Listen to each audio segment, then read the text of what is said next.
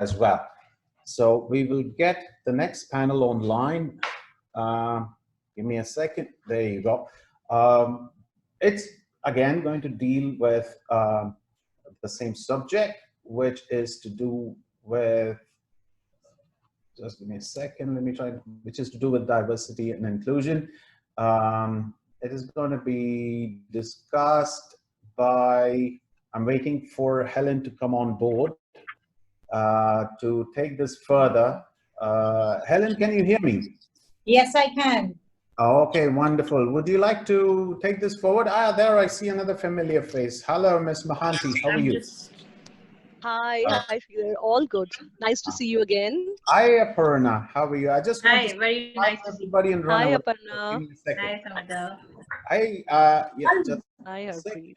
Hi, Aparna. Hi, Samita. Hi, Harpreet. Hi, everyone. Hi, Hi. Hello. I'll just take a second just to say hi, Anjali. Thank you. Hello. Helen, I think Zainab has a bit of Hi, everyone. I'm not sure. I will let her speak about that. I don't know the information, so I just wanted to make sure that Zainab is all right to join us and stay back. Yes. Okay, shall we get on? Yes, please.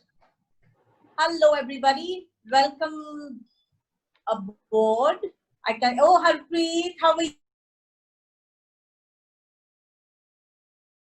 But thank you so much for making the time. I really appreciate it. It's my pleasure to be here.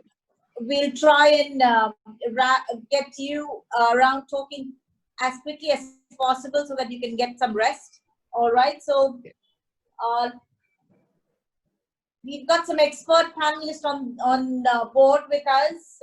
Samita, BPHR, Vodafone, Aparna Mittal, leading diversity and inclusion advisor, corporate lawyer, and founder of Samana Center.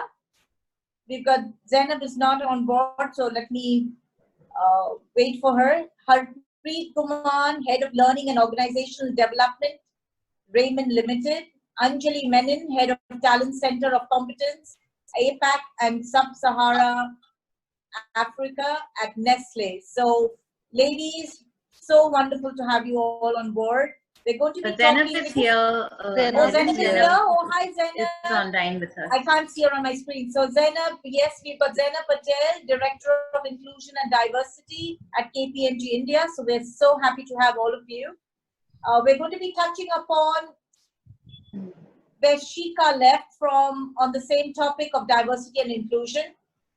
But here we will be, on this panel, we'll be talking about women empowerment, LGBTQ and transgender community. And of course, Aparna will take us through some legal policies and procedures and how she's handling different organizations through that angle as well. So without further ado, I will just allow each of you to take a minute to introduce yourselves. So Harpreet, you want to go first? Okay. So as I always say, I'm a gypsy at heart, and I feel I'm stuck in a corporate clutter, with a lot of style to maintain. And here I am talking on diversity and inclusion. Go ahead. Samita? I think you've already introduced, so I'll just probably talk about the journey. And as I've always told, I think for me, D&I didn't know what it really meant while growing up because it was all around. It was just so natural that it never struck that there could be there could be something like a concept of D&I because, army background, all of that. Having said that, I think one message which really spurred me on, and taking up formally was, we sometimes assume that it exists and you're lucky if you haven't faced it, a bias. But when I came out and, the work that we've been doing in Voice India over the last few years has been so satisfying. I don't even know what else to say because it's a long journey, and looking forward to connecting with all the panelists here because I know in our own way, we are all on our own journeys and there's a lot of work to be done. But the one message I would like to introduce is that, for someone who didn't ever know about, something like an inclusion problem or a bias, I think there is a lot of work to be done by each one of us. But the good news is that we're all on it. So I keep saying that we're in it together, and that would be my message. We have to be in it together, and there is a problem, and we we can all come together to solve it. That would be my message Perfect. for inclusion. Perfect. Beautifully wrapped. Aparna? Hi everyone. I am an equality consultant, and I am also a corporate lawyer. So I bring in two very different perspectives to equality consulting. And our approach really is to bring in a multi-dimensional approach, because when you talk about equality, it's not just about workplace equality, but also structural equality. Are you giving people equal access to entrepreneurship, to all forms of financial inclusion and empowerment? So we work with a lot of leading organizations to build this into their systems and processes, both legally and process-wise, to actually integrate this into the DNA of the organization. Fantastic. Zainab, you want to come in? Hi, my name is Zainab Patel. Out, brown, proud, trans woman. Used to be an animal rights activist before I could step up. If I stopped stepping out of the house, worked with the UN for a little more than a decade. Passionate about women's right and empowerment. New to the corporate sector, I lead inclusion and diversity at KPMG. I call myself an accidental MBA, but truly believe in creating equitable spaces. Happy to join this panel. Fantastic. Fantastic. Anjali, do you want to step in? Hi everyone. It's quite interesting. I was listening to Samira and she was mentioning about the army background, similar background more or less. Because for me, it has been very interesting personally and professionally. I used to lead the gender diversity when I was based in India. I've been with Nestle for a very long time now. It's been 14 years. I was in India for 10 years and I was leading, and there was a lot we used to talk about diversity. Always the focus was on gender. Then I moved out. I was in Thailand for some time and now in Malaysia. And I have seen the whole spectrum of how inclusion is the most critical aspect. It's not really about diversity, it's all about inclusion. And there's always the other side, which is a minority, and which I've been on that part, and my kids have been, so it's been a very interesting. My husband has taken a career break, he follows me through, which was very unique. Kids have gone through experiences in their school where suddenly from India they were the normal and suddenly they became unique. So it's very personal plus professional, and I think it's very important for us to talk about this, and it's from a human perspective as well as from business perspective, and that's what I would like to bring into the discussion from both a business and a human perspective, how relevant it is. Fantastic, fantastic. I'm sure you'll all agree with me that we belong to a land full of diversity. I don't think there's any other country more diverse than us. But are we inclusive enough? Maybe not.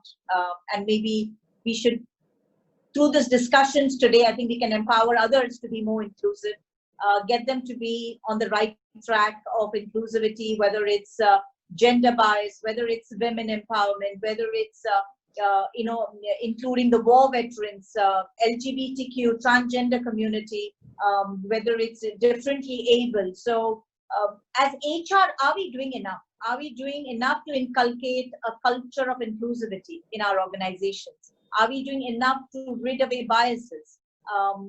Any thoughts on that, Samida? I'll let you go first. Helen, I think overall, I mean, I'll of course talk about the work we've done at Voice, and Vodafone in general. But if you ask me, I think as compared to where we were 10 years back or 15 or 20 years back, I would say that I think it merits a little bit of, a little pat on the back. I won't say that it's a major cause for celebration because, we have progressed, and at least the discussions are happening, at least the conversations are happening. People who want to support it are coming forward. Is HR doing enough? I would actually say that the question, I would probably phrase the question a little differently. I think, is everyone doing enough? It's True. like a lot of people think people matters. It's HR is the equiper.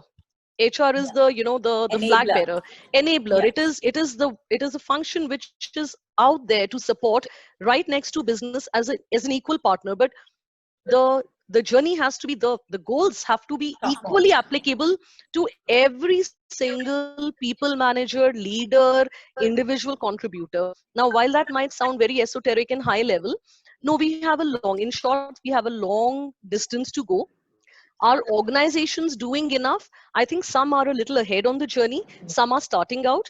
The only point I would say is, at least for us in Voice India, I can give our example. We have been a very, we've been trying to become more and more inclusive. And to Aparna, Anjali's point as well, I think the key is inclusion and belongingness. So I would say somewhere where a lot of organizations fall short is the fact that how you can measure diversity, how many women are coming in, how many LGBTQ employees are getting hired, but those figures don't mean much if they are not happy with you, if they are leaving you. So I think where organizations need to keep being at it is, are they feeling included, do they have a voice? And it's not like we've discussed on another occasion, Helen. I think what organizations need to do is, don't go after bigger buckets only like women and LGBTQ and war veterans. To True. start with the culture, is there a way that you're Right. measuring a culture of inclusion? Does everyone have a voice? Is everyone feeling comfortable being themselves? And take it from there. So that would be my message. And we've been at it in Voice India, where, like I shared, from one person we've moved now to a large number. It's not enough. Or women have a specific agenda. But in general, we also have a lot of work on inclusion happening simultaneously. One without the other will not make it sustainable. True. And it's not about just checking a tick box, No, right? it is. It's ticking a check Yeah. box. So It has to be a balance between inclusive. both Agree. tangible and intangible. One should ideally not True. overpower the other for too long. So you've got to keep, you know. Of course, of course. Anjali, your perspective? See, from my perspective, I think it's coming from saying that as an organization, all of us are here to do business, right? At the end of the day, it's important to make it a leadership imperative. There is enough evidence which is there, and that's where from Nestle, as an organization, what we said is diversity and inclusion is part of a business strategy. It is not a part of the HR strategy or HR policies or HR priority only. It's very clear when you look at the workforce, how it is changing currently. We are talking about the gig economy. We're talking about millennials and Gen Z who have very unique needs, who are saying that we want flexibility. We want to be acknowledged for what we bring on the table. We want to be seen as individuals. And that's all inclusion is about. And that's where the conversation has to shift. And that's where we are trying to shift the conversation, saying that inclusion and diversity is not for certain groups, it's for the greater good of the business. Because 80% of the millennials, when they're applying for jobs in the organization, they're asking, what are your diversity and inclusion decisions? How are you trying to be a better employer in that perspective? So 85% of the CEOs, they say that they can relate the bottom line with the diversity and inclusion strategy. So it's really about, and that's a discussion we are taking in Nestle, that this is important for the business. It is not for HR, it is not for people, leaders, etc., etc. It is for the business that we need to do. And there is a clear commitment on saying right from how we are going to support parental leave. It's not about women, it's about parental leave across adopting, different communities, same-sex couples, everything else. Can we make everything more inclusive? And that's where we need to shift this conversation from different groups. True. When people move across cultures, and that's where I come from, my team has people from 10 nationalities. 40% of them are not located in the same location as myself. How do we bring in approaches where everybody feels they are getting what they need to get and they are valued for their contribution? So that's where unconscious bias, inclusion discussions are very, very relevant. And I strongly feel we need to move beyond diversity and just move the needle. It's been 10 to 15 years it's been happening globally. It's enough of that. We just have to move forward now. Agree. Thanks, Anjali. Harpreet, do you want to step in? Yeah, absolutely. So for me, very clearly, as Anjali said, it has to be an organization agenda and not HR agenda. So before I come back to my organization, I would like to say that most importantly, diversity and inclusion effort has to move from good to have to must to have. We need to move the words to action to trigger the behaviors rather than focusing on the intention. Having ad hoc interventions, having interventions like 2-day gender bias training will not do good. So I always wondered and I always question organizations, where I hear a lot of D&I initiative activities happening. Then my question is, why is that I do not see, I would talk about women empowerment in particular. I said, why is that I don't see women in the top? There's so much happening. Why your talent pipeline is not there? So are we just doing it to come across as a D&I savvy organization? Or we really believe in that yes, the diversity matters. So what is it? So I think so very largely, as Anjali said, it has to be the organization agenda. Three things which comes to my mind, which I feel is extremely critical. I think one is representation. Extremely important to have representation of these underrepresented group at the leadership level to start with. Representation is important. Secondly, after having the representation, leadership, giving the right signaling to the organization, outside the organization, to the partners, to the vendors that we work with. In fact, I can give an example. There was a proclaimed guru, since I lead learning in OD, and very renowned. And he said, Harpreet, I can come and do the session for you on mental well-being, but I don't talk to women. I said, I don't need you. He says, no, the women can ask the questions through paper. I said, no. So I think it's extremely important to signal and give the messaging to the external partners too, that inclusion is extremely important for us. And if we talk about representation, if we look at leadership back in India, we have roughly about 13%. If we look at the parliament, we have about 13%. And if I talk about parliament, women who get promoted in cabinet, they're generally at the junior roles. They're given roles like social affairs, family affairs. The meaty roles are still with men. So while representation is important, it is important to be there at a certain specific level. Second, culture, which I'm sure, which Samita and Anjali mentioned, build a culture where everyone feels respected, appreciated, heard. Culture is not what happens inside the boardroom. Culture is what gets spoken outside, in the cafeteria, in a hallway. How are people feeling? How inclusive are they feeling? A culture where leaders listen, a culture where every employee has a voice, a culture which emphasizes on having a dialogue and not having a debate, a culture which focuses this more on a collective perspective rather than my perspective versus your perspective. So I think extremely important to hear everybody and weave a collective story. That's when we can say that culture has really been built.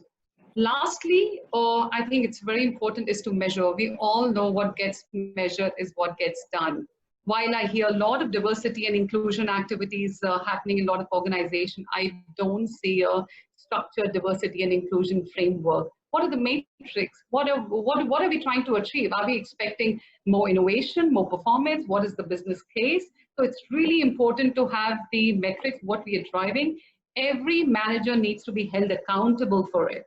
So these three things, in my view, are extremely important if we really want to take inclusion seriously and we want to move the needle. As Anjali was saying, enough has been said, and inclusion has to move beyond this. If I talk about my organization, it's diverse. It's a 99-year-old organization. We have people who've been working, for about like 20 years, 30 years. And we have, so we talk about the 25-year-old designers, and then we have people who have come with extreme experience, manufacturing setup. How do we ensure that everybody's heard? So diversity and inclusion has really gone beyond, and we're still struggling with small things. So I think I pass to you before I share what we're doing with both. True. That's fantastic. I like what you said. Be